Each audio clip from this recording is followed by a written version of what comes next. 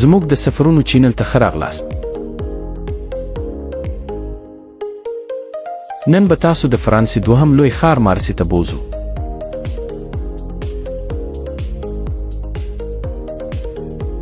مارسې د فرانسې دوهم لوی ښار او د اروپا له تر ټولو لرغونو ښارونو څخه دی.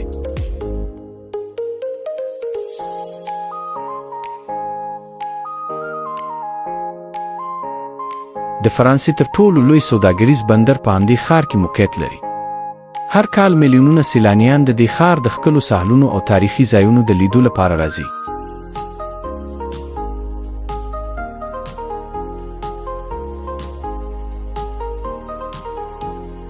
دا ښار د مدیترانې سمندر پر غاړه پروت دی او د خپل ښکلي ساحل لرغوني تاریخ، خوندورو خوړو او زړه راښکونکو منظرو له امله په ټوله نړۍ کې مشهور دی.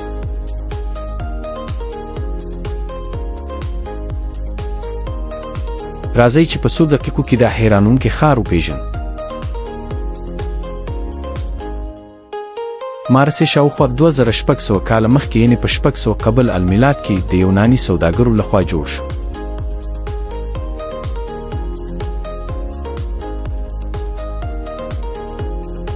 همدا لامل دی چې دا د اروپا له تر ټولو پخوانیو ښارونو څخه شمیرل کیږي. د سمندر پر غاړه د موقعیت له امله مارسې د زرګونو کلونو راهیسې د سوداګرۍ یو مهم بندري ښار پاتې شوی.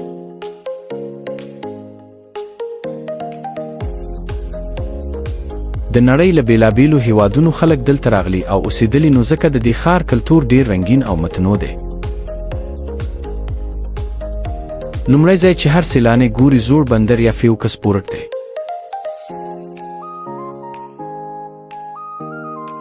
دا د ښار زړه بلل کیږي. دلته کښتۍ، بیړۍ، رستورانتونه او کافي شته او د ماښام پر مهال یې منظره بیخي زړه راښکونکې وي.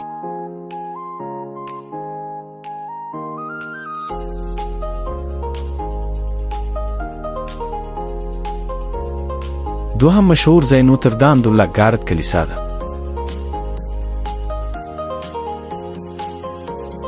دا کلیسا د یوې لوړې غونډۍ پر سر جوړه شوې او له هغه ځایه د ټول ښار او مدیترانې سمندر ښکلی لید ترلاسه کیږي.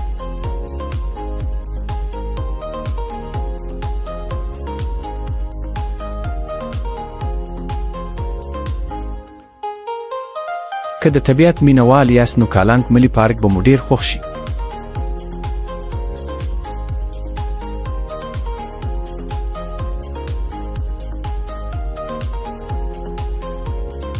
سپینې ډبرینې غونډۍ، شفافې شنې اوبه، کوچني ساحلونه او د کښتۍ سفرونه دا ځای د فرانسې له تر ټولو ښکلو طبیعي سیمو څخه ګرځوي.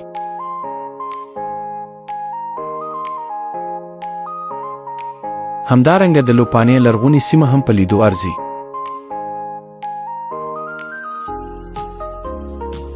تنګې کوڅې، رنګین کورونه، د هنر ښکلي انځورونه او کوچني دوکانونه د دې سیمې ځانګړتیا ده.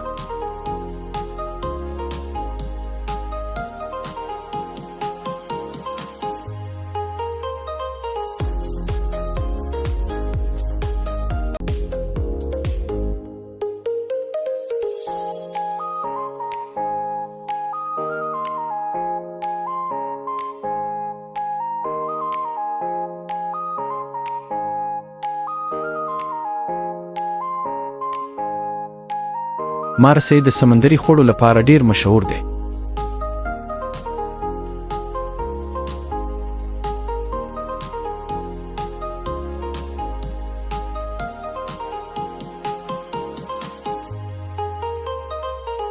د ښار تر ټولو نومیالی خوراک بویابیس دی چې د بېلابېلو تازه کبانو او ځانګړو مصالحو څخه جوړیږي.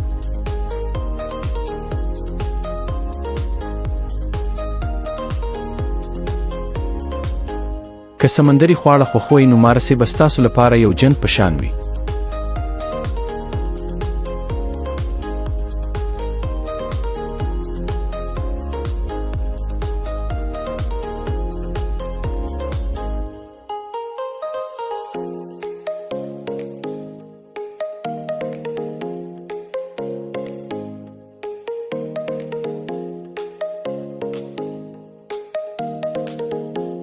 مارسې تقریباً ټول کال ښه هوا لري، خو د سفر لپاره تر ټولو مناسب وخت د اپریل څخه تر جون او د سپټمبر څخه تر اکتوبر پورې دی.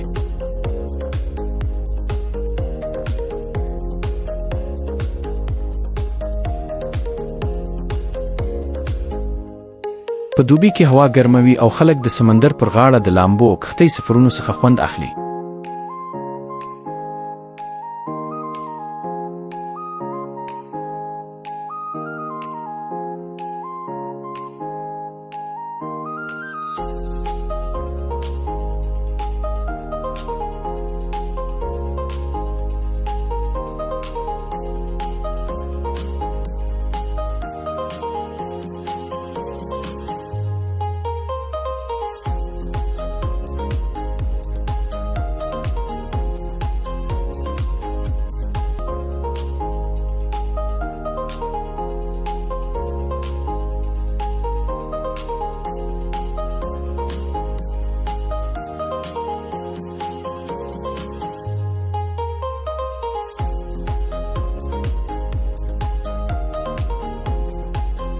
ګرانو دوستانو، که تاسو د سمندر ښکلا، لرغونی تاریخ، خوندور خواړه او طبیعي منظرې خوښوئ، نو مارسي باید حتماً ستاسو د سفرونو په لیست کې وي.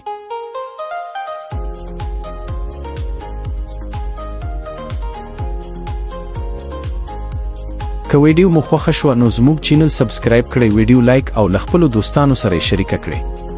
تر بل سفر پورې.